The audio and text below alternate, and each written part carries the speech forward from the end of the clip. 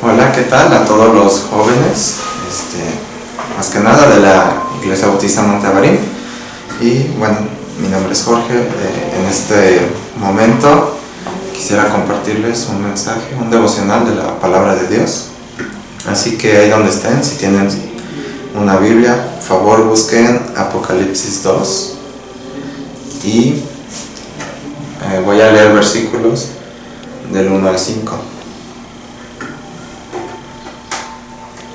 Apocalipsis 2 del 1 al 5 dice de la siguiente manera: escribe el ángel de la iglesia en Éfeso, el que tiene las 7 estrellas en su diestra, el que anda en medio de los 7 candeleros de oro, dice esto: yo conozco tus obras y tu arduo trabajo y paciencia, y que no puedes soportar a los malos, y has probado a los que se dicen ser apóstoles y no lo son, y los has hallado mentirosos, y has sufrido y has tenido paciencia, y has trabajado arduamente por amor de mi nombre, y no has desmayado. Pero tengo contra ti que has dejado tu primer amor. Recuerda por tanto de dónde has caído, y arrepiéntete, y haz las primeras obras, pues si no, vendré pronto a ti, y quitaré tu candelero de su lugar, si no te hubieses arrepentido. Voy a leer 6 y 7. Pero tienes esto, que aborreces las obras de los nicolaitas, las cuales yo también aborrezco. Al que tiene oído, oiga lo que el Espíritu dice a las iglesias. Al que venciere le daré a comer del árbol de la vida, el cual está en medio del paraíso de Dios. Y voy a orar para comenzar. Dios Padre, gracias por esta mañana, y te pedimos que bendigas tu palabra, Señor, todo lo que se va a decir, que me ayudes, Señor, a poder transmitir el mensaje correctamente, Señor, que me has hablado, Señor, y que bendigas a cada joven que lo está escuchando. Te lo pedimos en el nombre de Cristo Jesús. Amén. De acuerdo. Para el tema que quiero hablar sobre este pasaje, el título del mensaje le puse: ¿quién es tu prioridad? Ahora, aquí vemos un mensaje que Dios da a una iglesia del Apocalipsis. Esta iglesia era la iglesia de Éfeso, y es la primera iglesia a la que se dirige Dios a través de el ángel de la iglesia. Y dice, y bueno, son 7 versículos de un pequeño mensaje que Dios les da, pero muy importante al parecer. Y quiero que veamos, que tomemos en cuenta primero 4 cosas. Primero, pues que Dios está hablando, es algo directo de parte de Dios. Dice que el que tiene las 7 estrellas en su diestra, el que anda en medio de los 7 candeleros de oro, dice esto. Entonces, después les habla un poco sobre lo que ellos hacen. Así que podemos ver que Dios sabe lo que hacemos, y que Él tenía sus ojos puestos en esa iglesia, que Él sabía su trabajo que hacían, y dice que has tenido paciencia y trabajado arduamente por mi nombre. Entonces Dios tenía en cuenta todo lo que aquellas personas en ese momento de la historia hacían por Dios, por aquel en quien habían creído. La tercera cosa es que también hay un versículo donde les demuestra y les muestra que hay un pequeño error, una pequeña, algo que se les ha estado pasando por alto, y es el versículo 4. Dice: pero tengo contra ti que has dejado tu primer amor. Y no era cualquier cosa para que Dios les dijera que en eso estaban mal. Es algo importante que vamos a ver más adelante. Y como cuarta cosa es que esto es una advertencia y un mensaje para todos. Dice el versículo 7: el que tiene oído, oiga lo que el Espíritu dice a las iglesias. Entonces, como cristianos hay que considerar este pasaje y qué es todo lo que nos dice. Ahora dice el versículo 4: pero tengo contra ti que has dejado tu primer amor. Esa palabra, primer amor, pues simplemente significa darle la prioridad en tiempo, lugar, en orden y también en importancia. Lo primero, que deberíamos tener en nuestra vida. Entonces, Dios, hay que tener en mente esto. Dios debe ser nuestra prioridad. Pero quiero que veamos 3 aspectos que puede hacer que desvíen nuestra atención de Dios o nuestra atención de las cosas cristianas que tienen que ver con una comunión íntima con Dios. Pero antes de eso, el primer aspecto que quiero que tomemos en cuenta es que estamos todos los cristianos en una guerra, y es una guerra que a veces hemos escuchado, la guerra espiritual, de que no tenemos lucha contra sangre y carne, y hemos escuchado muchas veces ese versículo, pero a veces no le damos la importancia de vida y lo olvidamos, lo pasamos por alto. Hay veces que en nuestras vidas llegan situaciones complicadas, momentos difíciles o de prueba, y es cuando nos ponemos a pensar en qué está haciendo Dios, si habrá un propósito. Pero la verdad es que todo el tiempo nosotros estamos batallando porque tenemos varios enemigos, y ese pasaje dice principados, potestades, huestes en las regiones celestes de maldad.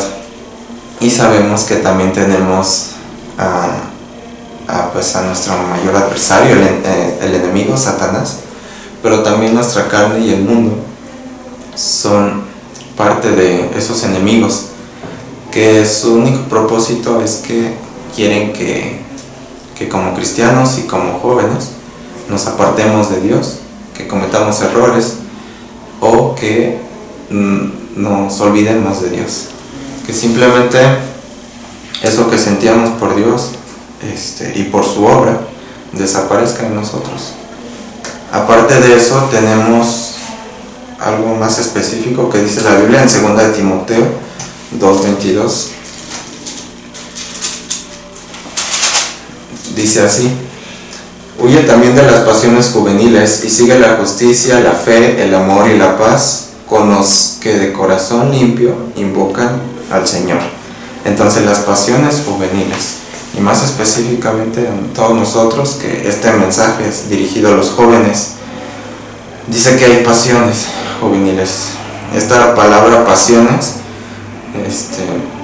también se usa en otras partes de la Biblia para decir codicia, concupiscencia o deseo también, pero específicamente por cosas prohibidas, es decir, cosas que no son de acuerdo a lo que Dios es. Él es santo, Él es puro, Él es perfecto, pero todo esto de las pasiones juveniles son completamente contrarias a lo que Dios nos manda, a lo que Dios quiere para nosotros, a los que Dios tal vez ha planeado para nosotros.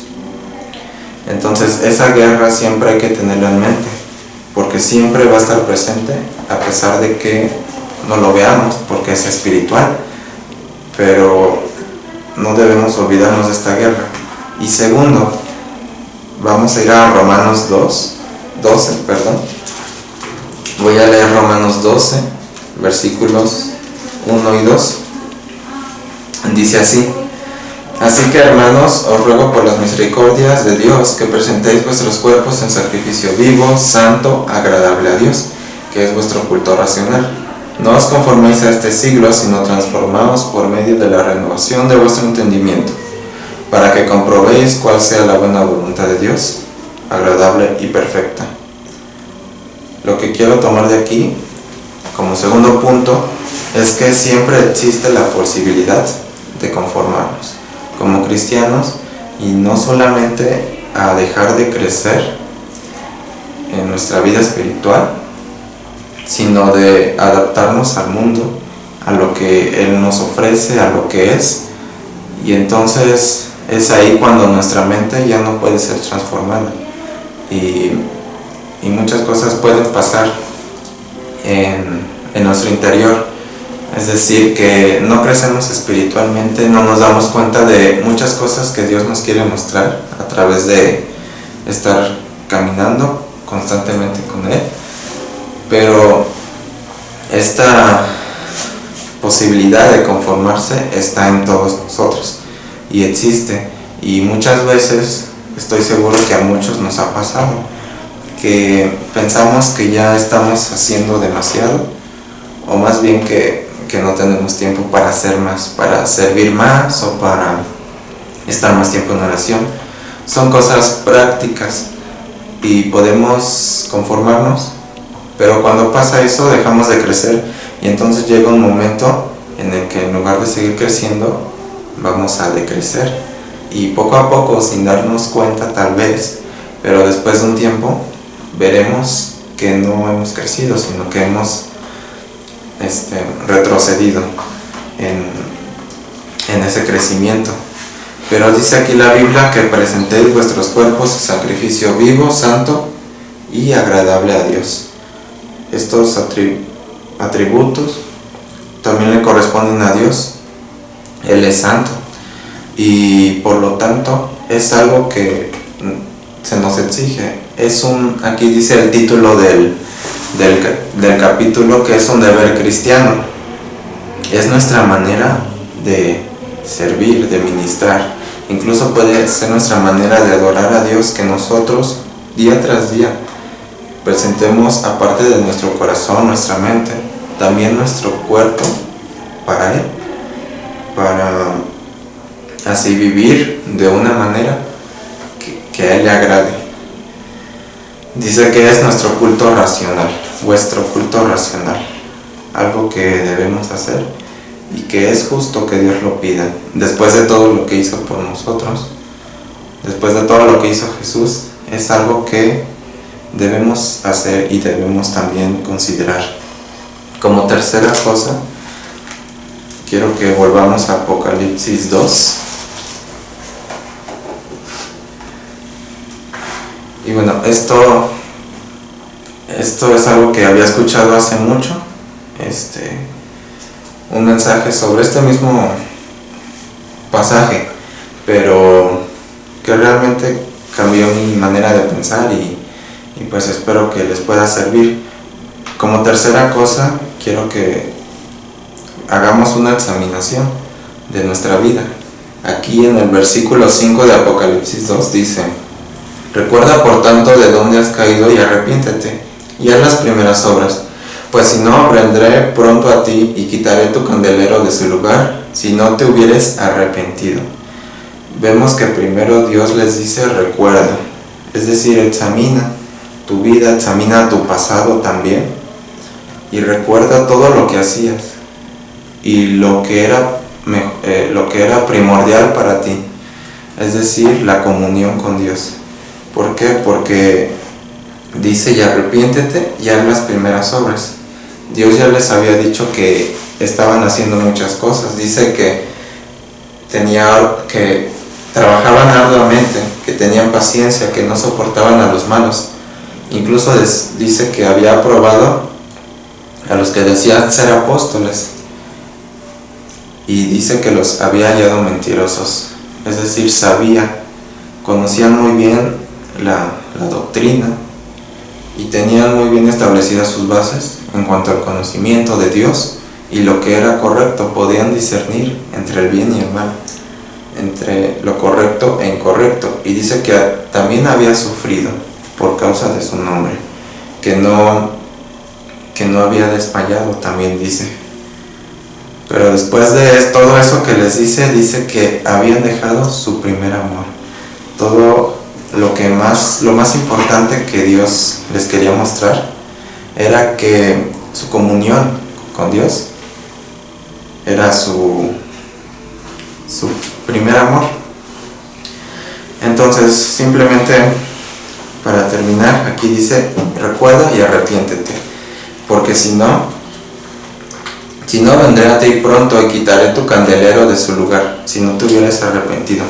Es decir, esta iglesia era luz para los demás alrededor, las demás ciudades. Toda esa gente que vivía en Éfeso tenía influencia de Dios hacia ellos, hacía cosas por Dios, hallaban a los falsos maestros, pero no tenían a Dios en primer lugar.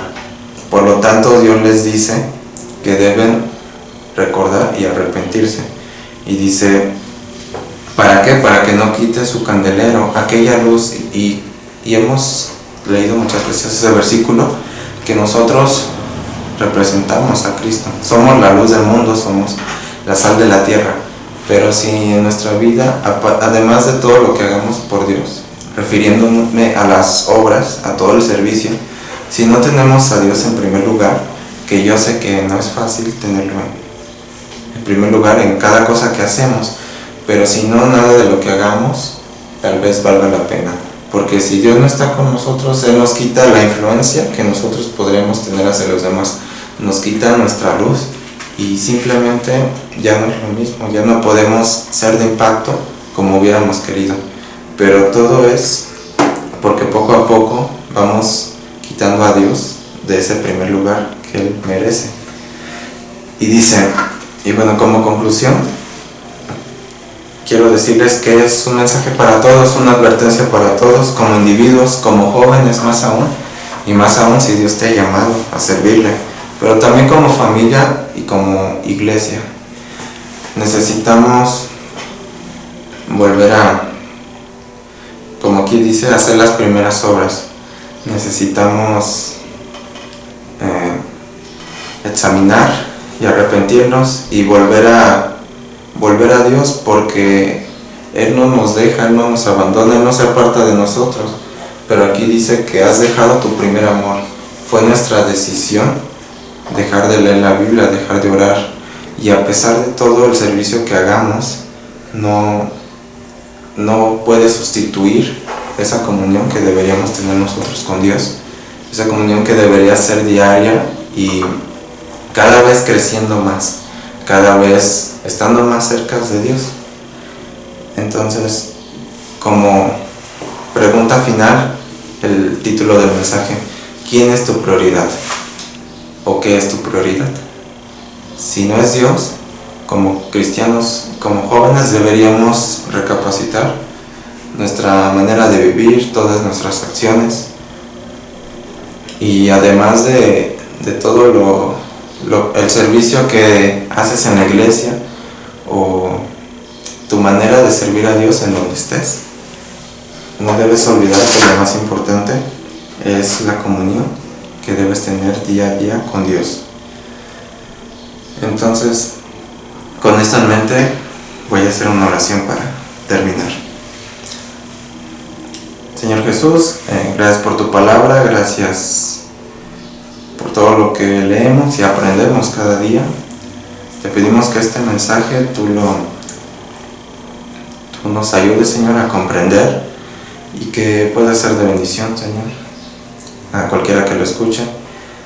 Te damos gracias por la iglesia, Señor, por la salvación que nos has dado, Señor, por el grupo de jóvenes, y te pedimos, Señor, que a todos nos ayudes a tomar mejores decisiones en nuestra vida.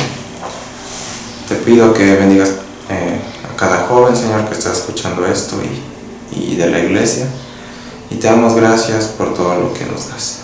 Todo esto te lo pedimos, Padre, con el perdón de nuestros pecados, en el nombre de Cristo Jesús. Amén.